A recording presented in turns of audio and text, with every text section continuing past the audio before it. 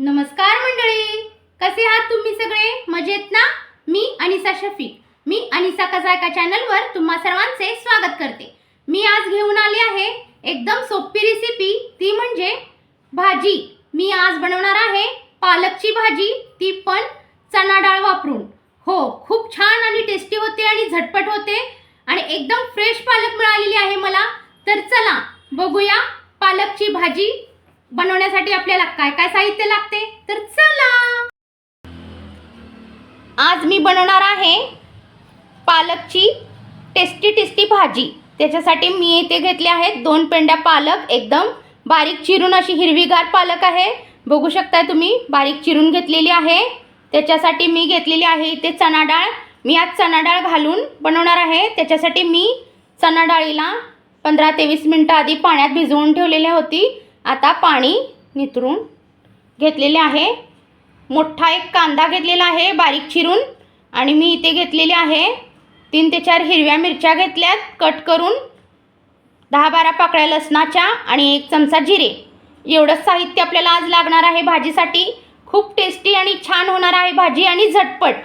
तर चला पाहूया पुढची स्टेप। प्रथम मी हे खलबत्त्यात ठेचून घेणार आहे, वाटून घेणार आहे दरदरीत असे। हिरवी मिरची, लसूण आणि जिरे एवढंच आपल्याला खलबत्त्यात वाटून घ्यायचं आहे। भाजीसाठी मी इथे कढई ठेवलेली आहे गॅसवर, 1 पळी तेल घालून घेतलेले आहे।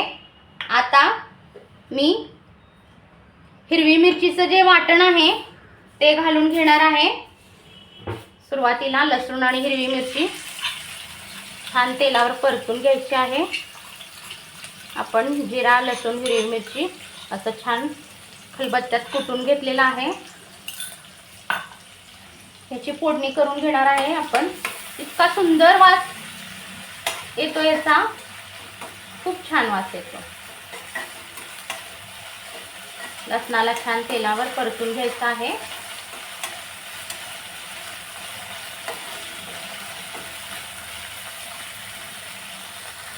मिरची छान परतून झालेली आहे। कांदा घालून घेऊया आपण। कांद्याला पण छान भाजून घेऊया त्याच्यासोबत।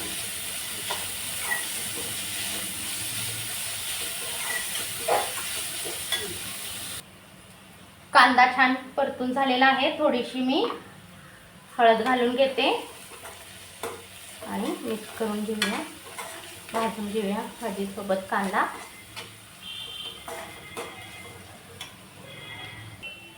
कांदा छान भाजून झाला की आपण यात भाजी घालून घेणार आहे। भाजी आपण थोडी थोडी घालून परतून मग घालणार आहे। सर्व भाजी घातली तर आपल्याला त्याला कढईमध्ये वरपर्यंत येईल, त्यामुळे आपण थोडी थोडी भाजी घालून त्याला परतून, म्हणजे ती भाजी खाली बसते।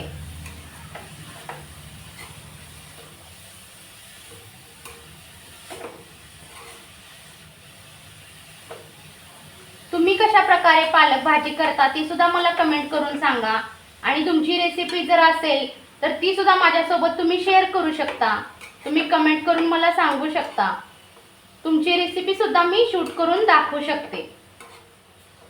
प्रत्येकाची भाजी करण्याची पद्धत ही वेगवेगळी असते। खूप वेगवेगळ्या प्रकारे भाज्या केल्या जातात आपल्याकडे। प्रत्येकाची पद्धत वेगळी, प्रत्येकाची टेस्ट वेगळी, त्यामुळे तुम्ही सुद्धा तुमची रेसिपी माझ्यासोबत शेअर करू शकता।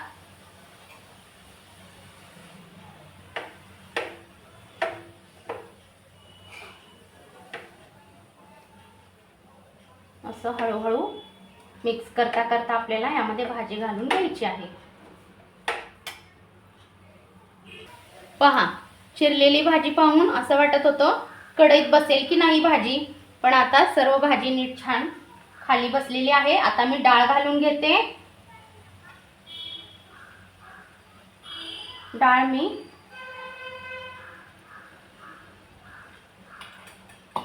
2 मूठ घालून घेतलेली आहे। आता आपण मिक्स करून घेऊया।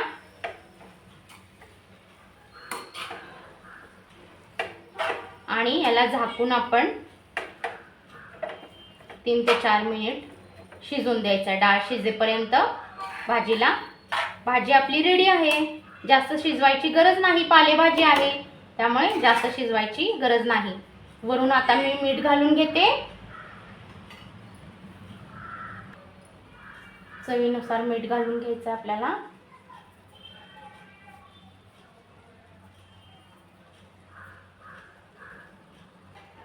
मिक्स करून घेऊया. आणि पाणी अजिबात आपल्याला वापरायचं नाहीये. पालकला ऑलरेडी पालकामध्ये जास्त पाणी असतं, त्यामुळे त्याच्यामध्येच त्याच्याच पाण्यामध्ये आपल्याला भाजी शिजवून घ्यायची आहे.